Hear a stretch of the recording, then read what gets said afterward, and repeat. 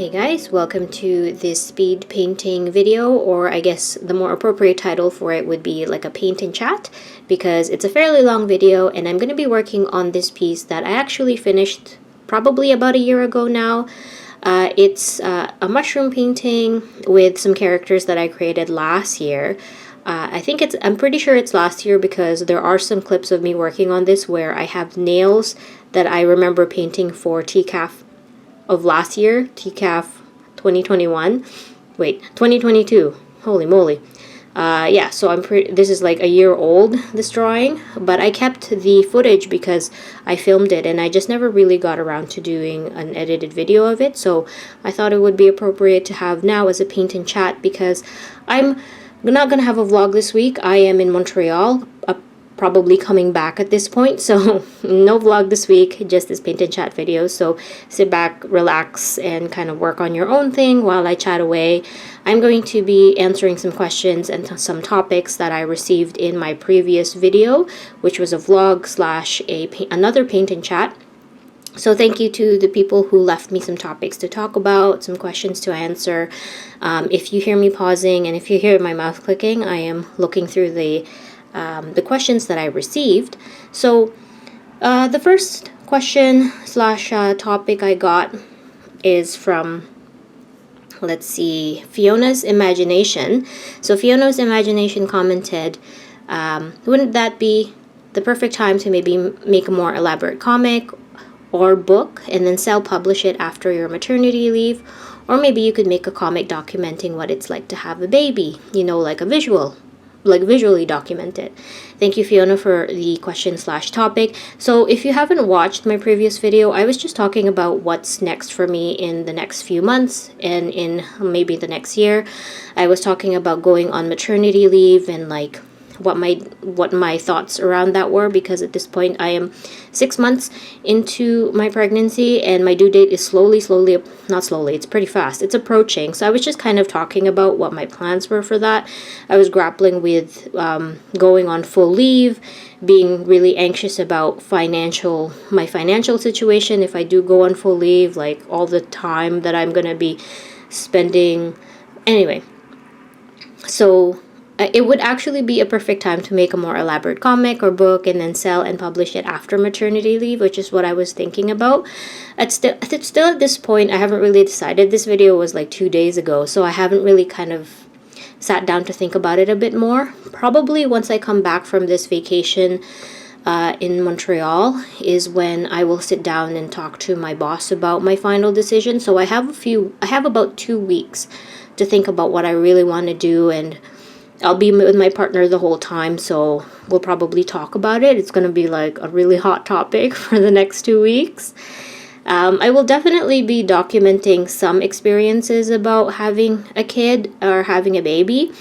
If you're a video pal and you've been watching my like personal videos that I've been uploading as like on behind that, I go into more detail about how my pregnancy has been for, like, I've been doing updates in these videos, like weekly updates about how I'm feeling, what I'm thinking about, my cravings and all that stuff. I really go into very indulgent detail, and I don't really do that on my regular vlogs because I want to keep the regular vlogs more about art and just a little bit about like this pregnancy thing. But in those videos, I like really indulge in the experience of it because like I said in that video, I'm just gonna be going through this pregnancy maybe once or twice in my life, and I really wanted to document it for myself, for my future self.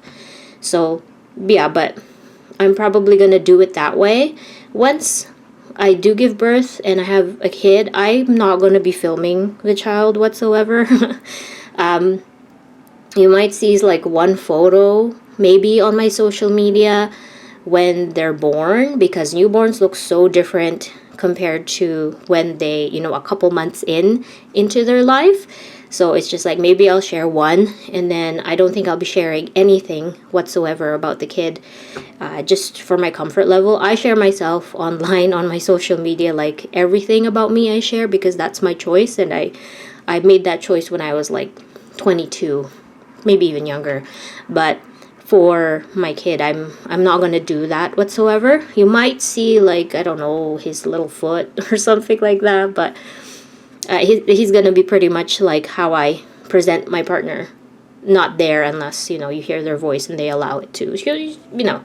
But yeah, and in terms of art stuff, I really don't want to have that experience bleed into my work. I don't want to be like, to convert into a mother artist. That's like, it's not like a bad thing at all, but I know I know I can fall into that trap, and like all my art is gonna be around that. It's already happening, actually. If you've been following my social media, just yesterday I posted like a sketch or a little autobio comic about, you know, getting a new outfit that fits my belly more or something like that, and just like the baby kicking. And it's already starting to bleed into my life, which is totally fine. It's a big thing that's going on, but I don't want it to be the main focus of what I do. So I will document it, but not like all of it. I might relegate a lot of it for myself personally on my art journal, maybe share bits and pieces, but I still really want to be who I am in terms of my art, like horror and all that stuff. If it ends up being like that's just what consumes my daily inspiration, then that's what happens. I guess I just don't want to monetize it too much. I don't want it to be like the main thing that people are drawn to in my work. I don't want to be known as that. So, and I'm not saying that's a bad thing. It's just what I feel like. It's just what I think is me. And again, that might change, but I don't know if this kind of answers the topics or the questions, Fiona, but in terms of like what to do when I'm on leave, if I do decide to go and take the full leave, I will definitely be working on something big. I want to finish the Glass Unicorn, have that printed, maybe work on a new art book. But again, I haven't decided on what route to take in terms of leave, whether or not I'm taking the full thing or I'm just going to take a couple of months and go back to work and kind of just resume my regular life of an office job with art on the side, and on top of that taking care of a new kid. So yeah, thank you so much for that. I hope that was interesting enough. So the next question or topic I got is from Swell Days. I'm going to read Swell Days' question. Have you watched Candyman? I have not watched Candyman. I know there was a recent remake of Candyman, and I don't think I watched it because it, like, I talked about this in my previous video, but I'm not really drawn to, like, I think Candyman was released in like the late 80s, maybe early 90s, but I'm not really drawn to movies like that. And I'm from like knowing about it and just reading about it, or just from like osmosis throughout, you know, culture, I thought Candyman was a little bit more of a slasher than like than a slasher, and I don't really like slasher movies, but I think he's like a combination of both. Basically, to answer your question, I have not watched Candyman, but it is on my list to watch when I have the mood for it. So, I mean, thinking of another movie that was made in the 80s was Hellraiser. I don't actually like the original Hellraiser and the sequel. I really like the new Hellraiser that was released just in like the last 2 years, I think. I really like that one. I guess I like more modern takes and just more modern effects. Even though practical effects back in the 80s, if they're done really well, like the movie The Thing, I really like The Thing. That was done very well. But anyway, I'm digressing. I have not watched Candyman. It's on my list, and she thinks that, and Swell Days thinks that it's something that I would enjoy. So I'm definitely gonna like watch it, and then maybe I'll talk about it in a future vlog once I do. Maybe I'll have more time to watch movies towards like the end of the summer. And they said that I've only been able to watch the new one. I liked how the new one found some good ways to use mirrors in the horror genre without being tropey. Okay, cool. What are some tropes in the horror genre you dislike or are tired of seeing? I do have some tropes that I really dislike seeing in horror movies. One that comes up that I really hate when it happens is like montages, sequences of horror that I just think are filler. I don't know if there's a word for that, but from in my last viewing, in my last movie that I watched that was quote unquote horror, I think it's more of like a thriller, was Infinity Pool. In Infinity Pool there was a lot of like drug use, and when the characters were using drugs, there was just like a probably like a 3-minute montage of them like tripping out, and I don't like montages like that. I know it serves a purpose where it like shows you, oh, there's this person is like going through some like shit, they like took some acid, they're just tripping out, tripping balls, and these are the images that they see, and look how scary it is. And I don't like that kind of stuff. I just think it's filler, and I think it's I sound so harsh, but I think it's kind of a cop out. There's a movie that I really like. It's a remake of an old movie by Argento. What was it called? Amazon made it. It's a remake. What is it? There's the Mother Witch. Gosh, I'm trying to not pause this recording. What is it? Okay, I gotta look it up. Hold on. Pulled my phone out. Yeah, so the movie is called Suspiria. So this is an old movie that was made by this Italian director, and they remade it back in 2018. Amazon did. I remember watching it on Amazon, so that's what I'm saying. That's why I'm saying Amazon so many times. But it's called Suspiria, and I really like that remake. Tilda Swinton is in it. Dakota Johnson is in it, who I thought was really good in this for some reason. Mia Goth is in it, now that I'm looking at the cast, which is really cool. I like Mia Goth, but Tilda Swinton too. Anyway, so I really like that movie, and in that movie there is a montage of like scary images of when someone, I think Dakota Johnson was having like, or her character was having a nightmare, and her nightmare was like a series of scary images. If you've ever seen The Ring, and like they put the VHS on and there's like just a montage of like creepy images, that's a trope that I don't really like unless it's done well. And in Suspiria, I think it's done well. It adds to the story. Definitely. Like The Ring, that montage obviously adds to the story because it's on a VHS tape that you have to watch and then you're cursed. But like in Infinity Pool, I already know that these characters are like doing drugs and going crazy and like tripping out. I don't need to see like 5 minutes of this happening, and I think it happened more than once in the movie. That movie wasn't bad, but again, that's the trope that I don't like. I can't think of any other examples right now, but when I see that and I know it doesn't really serve anything but to creep people out, that's what I don't like. And then I'm tired of seeing. I kind of am just like okay, next one from Swell Diz. What are some horror concepts you find the most interesting to delve into your work, or maybe new ones you've been thinking about lately? What is interesting horror concepts? I don't know if this is much of a horror concept, but it's very hard to answer actually. I don't really approach my work with themes like if I approach, like, I want to make a comic and I'm like, I want to do this comic, the theme is nature, or the theme is, let's say, motherhood or something like that. It's very difficult. When I come up with an idea, it's usually just a random thing that comes in my head when I'm like traveling or just like walking around, and I'm like, I want to make this into a comic, and then the concept kind of develops from there, I guess, and then either I interpret it that way or other people will interpret the final product in a different way into a specific concept. But I don't really go into my work with a concept in hand, like planned out, if that makes any sense. If the stuff that I'm thinking about recently that I want to really like bolster or make better is making things scary. In terms of like images and monsters and something like that, I feel like my work, people say it's scary. I don't think it's very scary.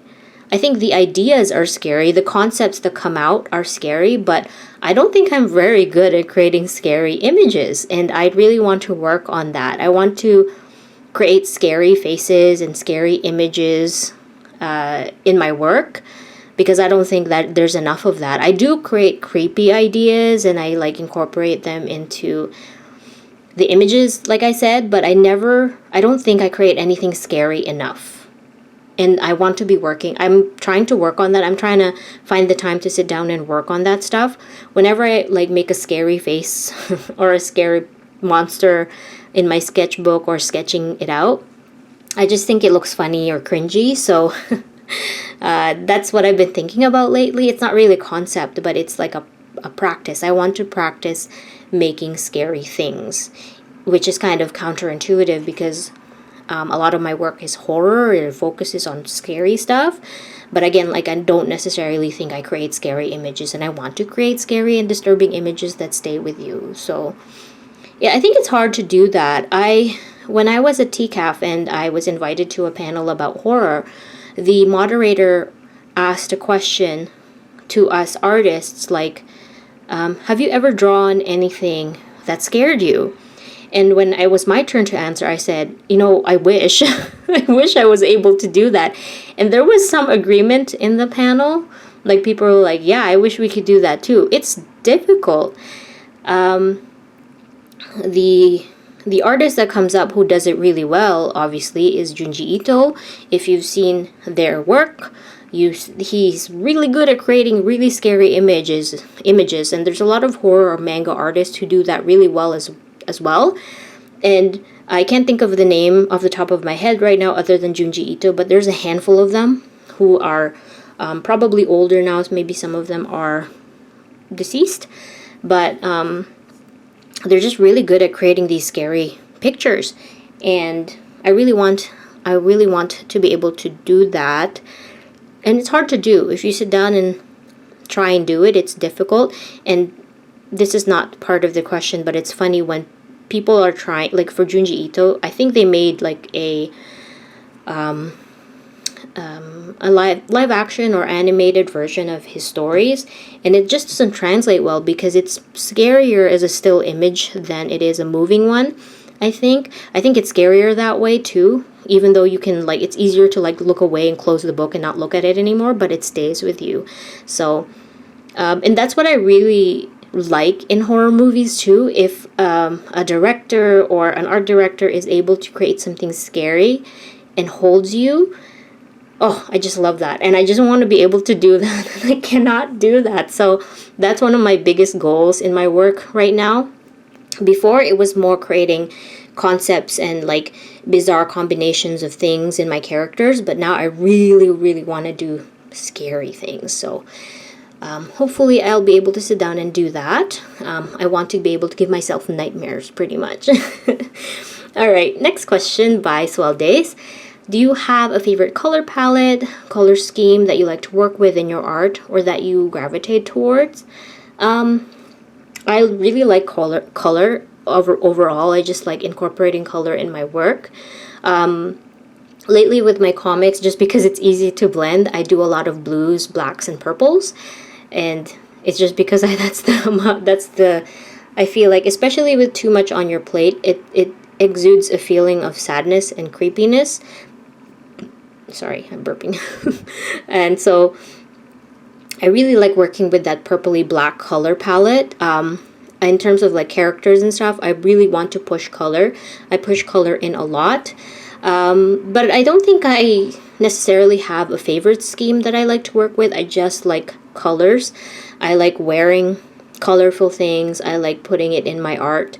The story will dictate what the colors I use are gonna be. So I don't really have a favorite, I guess, is my answer. I just kind of work with the story and the vibe and just use that color.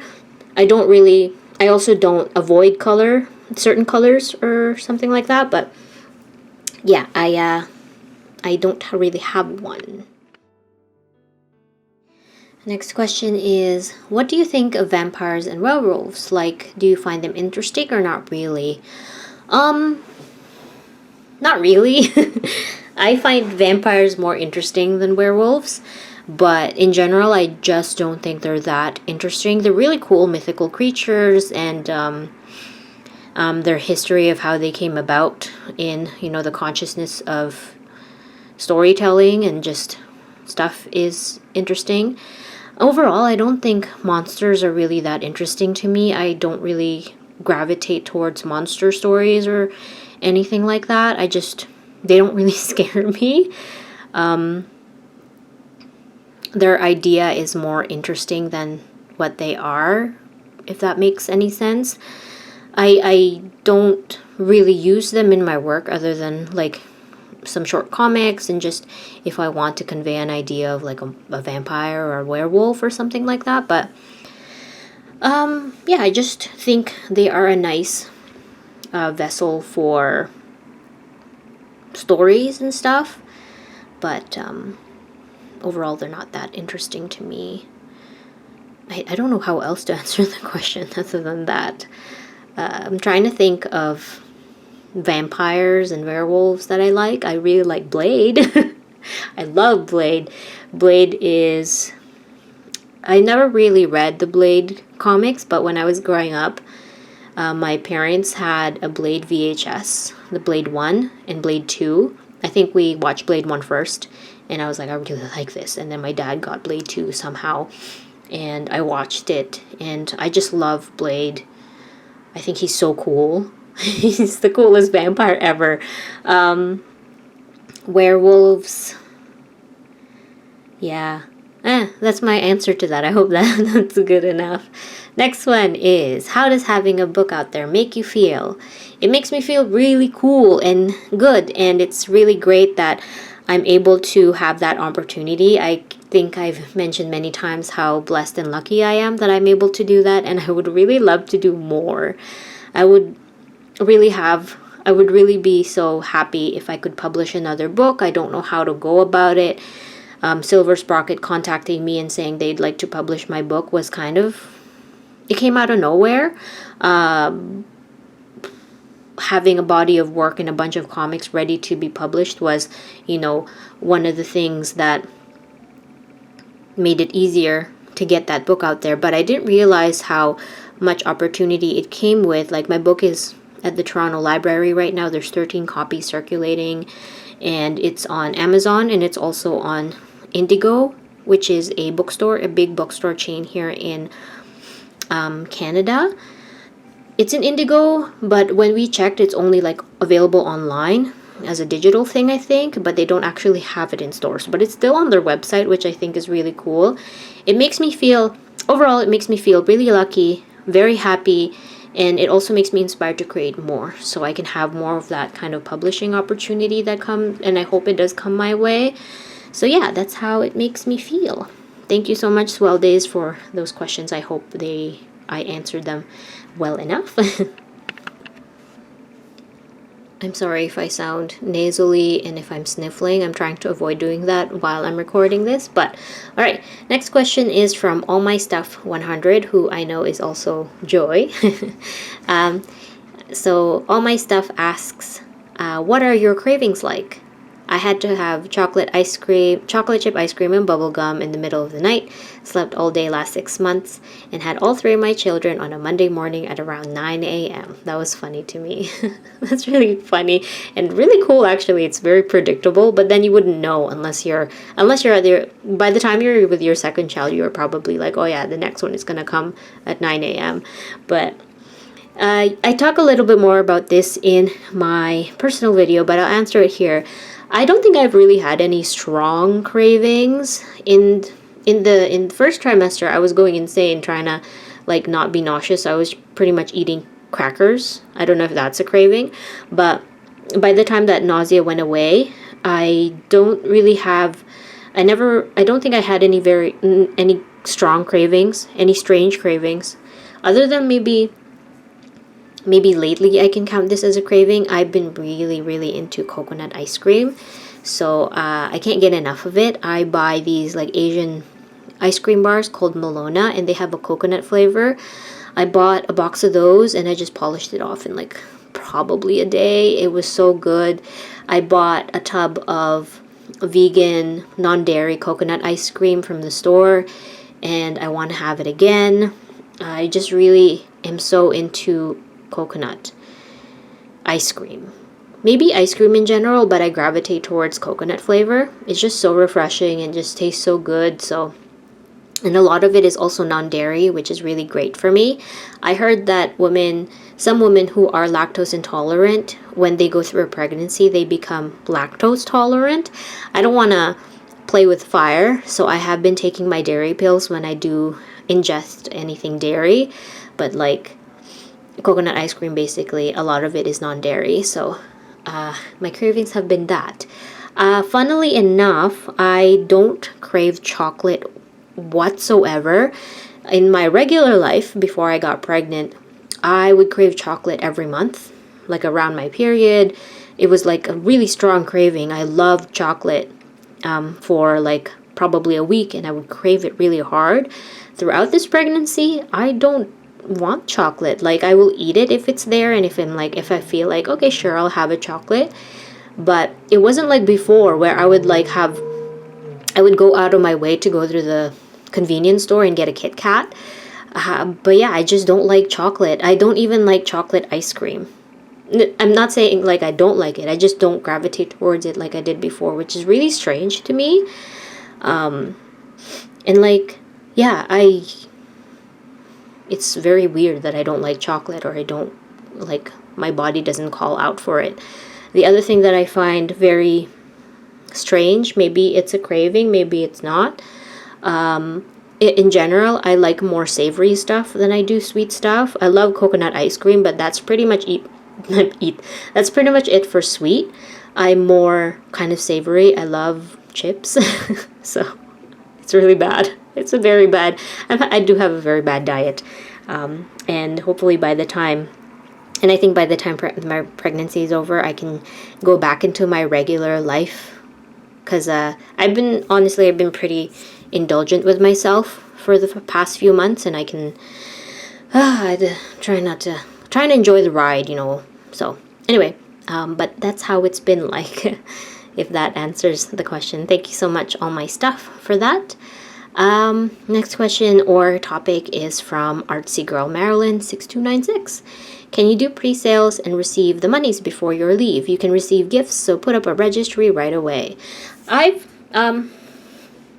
heard of registries or baby registries. I don't know exactly what they are. I think it's where you like set up a wish list on Amazon or some other platform, and you can give people your link, and people will buy you what you want on there, I think is how it works. I haven't really put anything like that up, nor have I had or baby shower or plans to have one. I just don't like receiving things. I just feel like bad. So I don't want to do any like pre-sales either, because I don't really have anything ready right now in terms of stuff to like sell artwork wise, and I don't think I'll be setting up any sort of registry or anything like that, because I just feel bad when I receive things. I feel like if I get something, I have to give something back. So if like a bunch of people buy me stuff on the registry, not necessarily for me, but like for the baby, I'll be like, oh man, I gotta like give stuff back, and probably like a thank you card is enough or something. But I just don't want the emotional burden of feeling like people gave me stuff and I don't deserve it. You know what I mean? Even though it's not for me, it's for the child. But like, I don't think we're setting up a baby registry anyway, or having a baby shower, because we have so many hand-me-downs from my partner's sister, who's had 2 kids. So she has a bunch of stuff that she's already given us, and we're also getting a bunch of, like, we're getting a stroller, I think, and we're also getting a crib as a gift at some point. So I think we're gonna be full up of stuff. I haven't gotten to the stage of my pregnancy where I'm quote-unquote nesting. I have been preparing our guest bedroom that we have converted into like what's going to be the nursery, but that's pretty much it. It's still empty. I haven't touched it.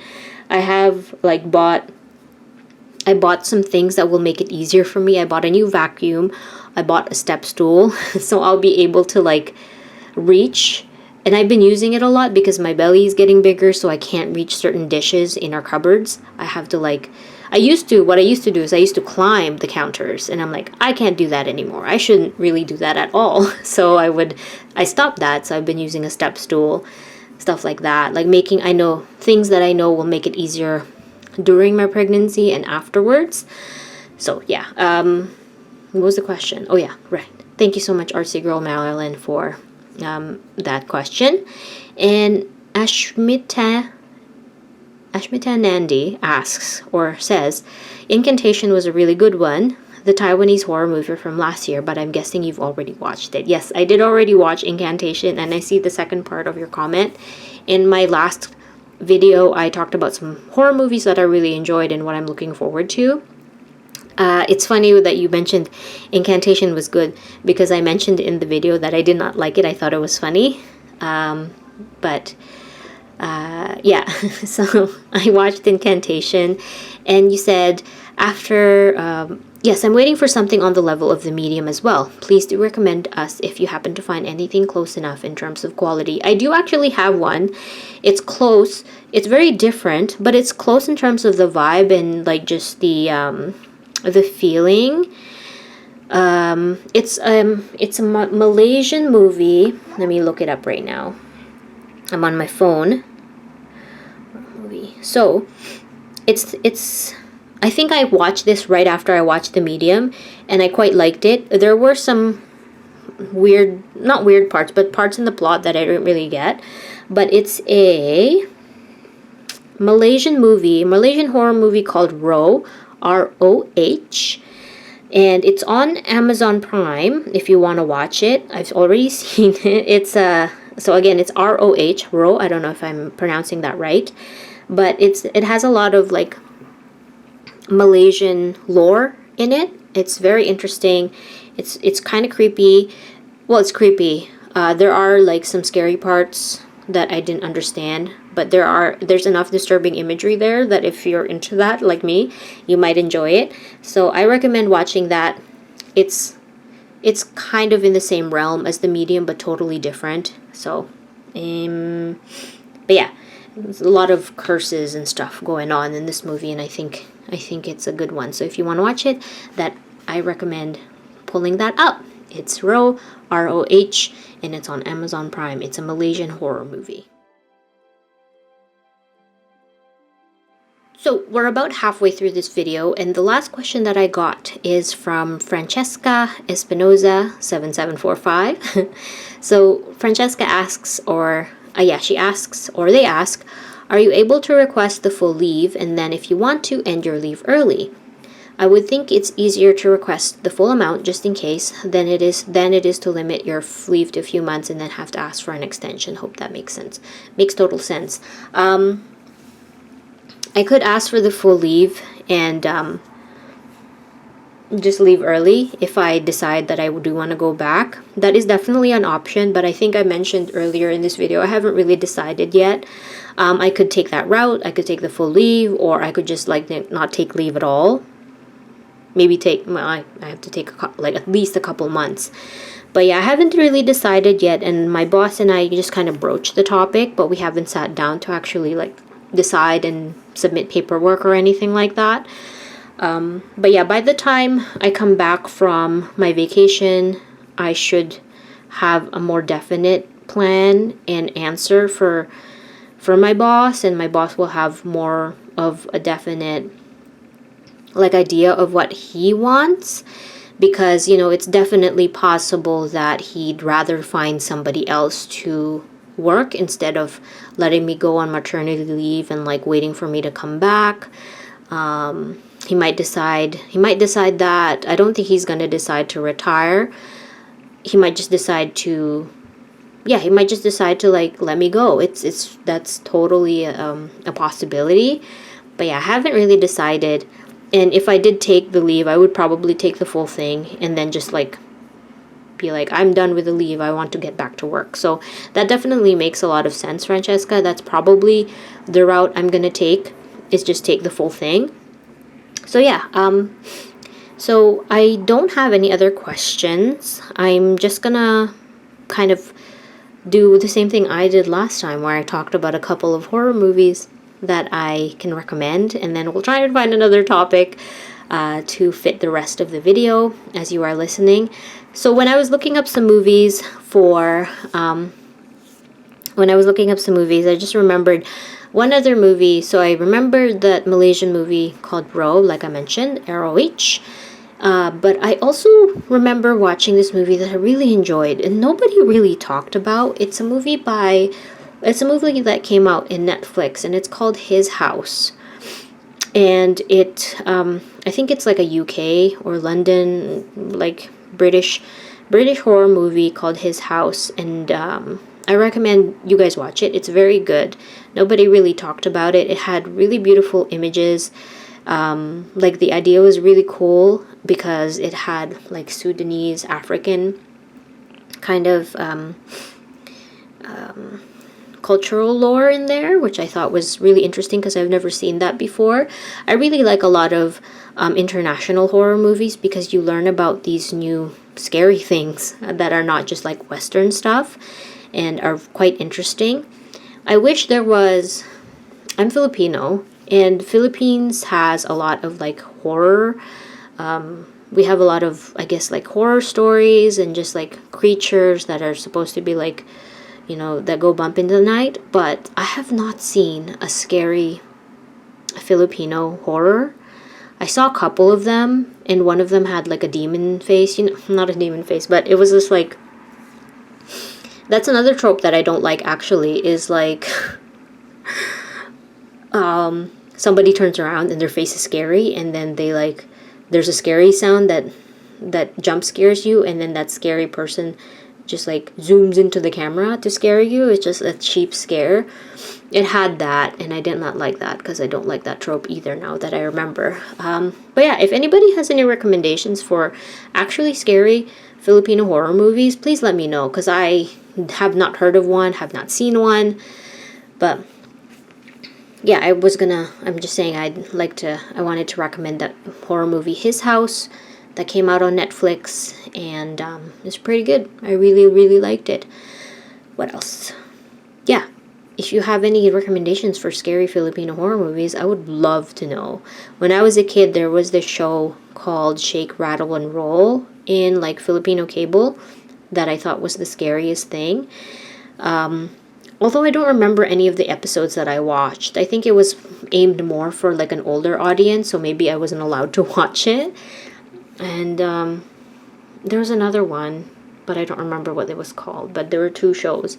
But yeah, so what else can I chat about? I guess I'll talk about the mushroom piece. I'm pretty sure I talked about it more in the vlog for it, but I don't remember what I said about it in that vlog about this painting. But I really enjoyed painting this, and it came together really easily from what I remember.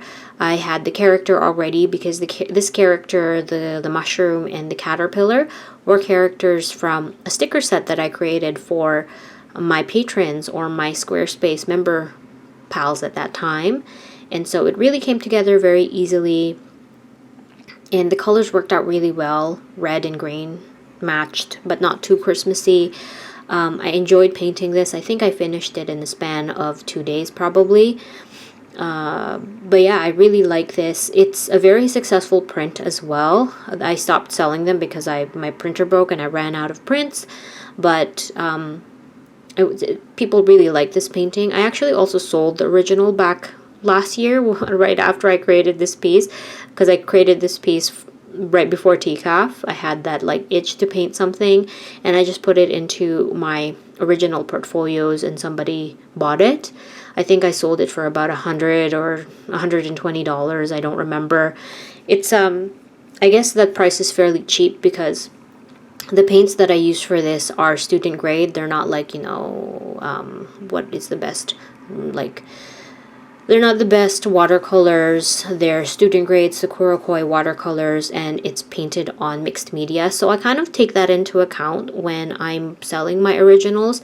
I don't price them too ridiculously because I know that the materials that I use for them are relatively cheap, and So it's really, I really kind of trust the person who buys the original to take care of it, to put it in a, what do you call those? In a frame that has glass that will protect from the sunlight, to not, you know, put it on a wall where sunlight directly hits it. I assume people know that that's how it's like. I've seen a couple artists who are selling originals that put a little warning for their paintings. Maybe I should do that for the future, but I assume that the buyer holds that responsibility if they really want to maintain their originals, is they you want to be able to put it out of sunlight and all that kind of stuff, and not put it where it could get wet or anything. Hold on, I'm gonna sneeze. That's really all I can say about this painting.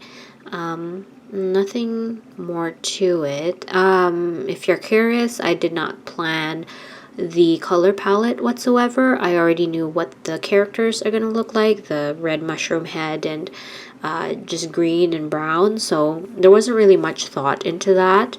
And it's a fairly dark piece because I'm kind of aiming for the characters to be like in the undergrowth of the forest and not like directly in light. But yeah, I don't really plan out my color palettes either when I'm working on something, and maybe I should. Maybe I should do that, but I think I do that sometimes when I have a really specific idea for the image or the illustration, and so I kind of think about that in advance. But for this one, I just kind of went for it, and it turned out really great. I really enjoy how it looks like. I love the shading that I did on the face because I kept it fairly simple. She has a white body, so the underside is white, and the rest of it, like the red really pops of her mushroom cap. So I really kept it that way, and it also lets the caterpillar kind of pop out because her whole body is a white fleshy tone, creamy tone. Alright, so I think I'm going to end the video here because I have nothing else to talk about, but I hope you enjoyed watching this video or having it in the background as you work on your own thing. Thank you so much for watching till the end or listening till the end. Hopefully I will have a regular vlog next week, and if not, I'll figure something out. But again, thank you so much for watching. I hope you enjoyed it. If you want to follow along my like autobio comics or my diary comics for my trip, I will be posting them on Instagram and on Twitter. But other than that, thank you guys so much for watching, and I will see you guys in the next video. Have a great rest of your week. Have a good night. Have a good morning. And I really, really appreciate you guys watching. Okay, bye.